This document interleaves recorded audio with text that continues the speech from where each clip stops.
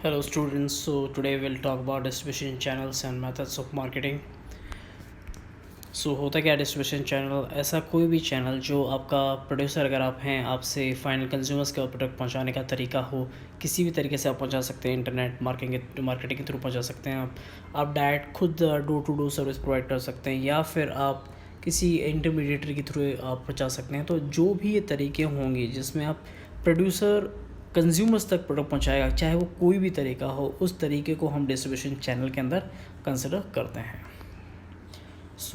Channel के 3 functions होते हैं मेजर। एक तो होता है ट्रांजैक्शनल फंक्शन, दूसरा होता है लॉजिस्टिकल फंक्शन और तीसरा होता है facilitating function. So what is transactional function? इसमें क्या होता है बेटा, बाइंग, सेलिंग और रिस्क अजम्पशन वाला जो भी काम होगा आप वो इस फंक्शन के अंदर कंसिडर करेंगे। मतलब बाइंग का अगर आपका काम है, सेलिंग का जो भी आपका काम है प्रोडक्ट से रिलेटेड, और रिस्क उसके साथ जो भी एसोसिएटेड है, वो सारा इस चैनल के कंपोनेंट के अंदर कंसिडर होगा।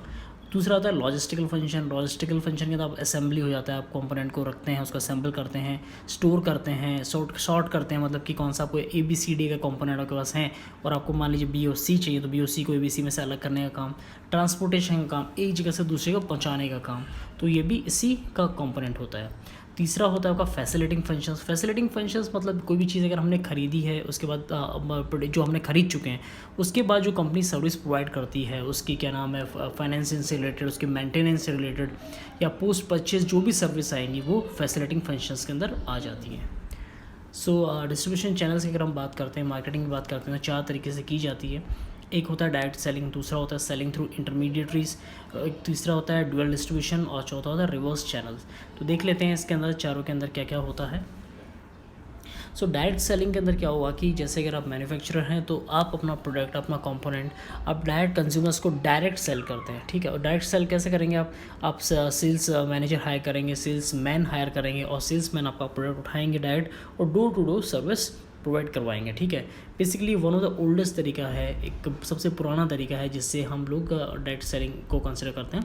इसके अंदर टेक्स्ट बुक डेफिनेशन अगर हम बात करते हैं तो direct personal presentation, demonstration and sales of product and services to consumers usually in their homes at their jobs। मतलब आपका जो सेल्समैन होगा वो लेके जाएगा कंपोनेंट, उस कंपोनेंट की सारी खासियत बताएगा, उसको प्रेजेंट करेगा, उसको प्रमोट करेगा और उसको सेल करेगा। तो ये डायरेक्ट सेलिंग के अंदर आ जाएगा।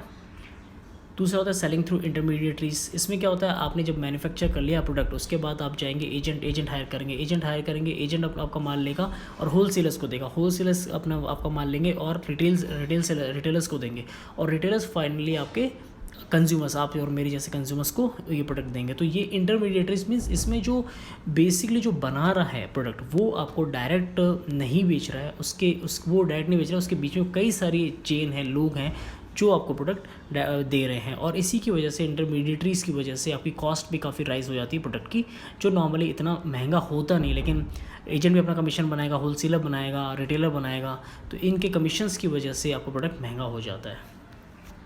डुअल डिस्ट्रीब्यूशन के अंदर क्या होता है, जैसे मैन्युफैक्चरर है वो एक से ज़्यादा चैनल यूज़ कर सकता है। जैसे वो डायरेक्ट भी बेचना चाहे तो खुद डायरेक्ट भी बेच सकता है, और या फिर इंटरमीडिएटरीज के थ्रू भी बेच सकता है। लेकिन इसके अंदर एक प्रॉब्लम ये है कि जब वो इंटरमीडिएटरीज और डायरेक्ट खुद बेच रहा है, तो 2 चैनल मतलब उसके पास हो गए, तो 2 चैनल्स के अंदर कॉम्पिटिशन अराइज हो जाता है। उस कॉम्पिटिशन की वजह से कई बार उनके अंदर कॉन्फ्लिक्ट भी अराइज हो जाता है।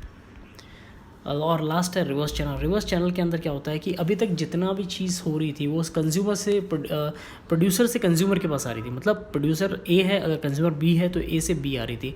रिवर्स के अंदर B से A में होगा। मतलब मान लीजिए जो भी चीज़ रिसाइकिल हो सकती है, जैसे टिन के कैन हो सकते हैं, पेपर हो सकता है, जो भी XYZ होता है, जब वो चीज़ कंज्यूमर्स यूज़ करके वो अगर वो चीज़ जो बनाना चाहता है उसको सेल करते हैं, मतलब हो क्या रहा है, रॉ मटेरियल आप लोग सेल कर रहे हैं और उसको दूसरे फॉर्म के अंदर कौन प्रोड्यूस कर रहा है, जो भी मैन्युफैक्चरर है। तो मतलब कंज्यूमर यहाँ पे B से A की तरफ डायरेक्शन जा रहा है, तो ये रिवर्स चैनल इसीलिए इसको नाम दिया गया है। जैसे कि देख लीजिए, इसके अंदर एक बार देख लेते हैं।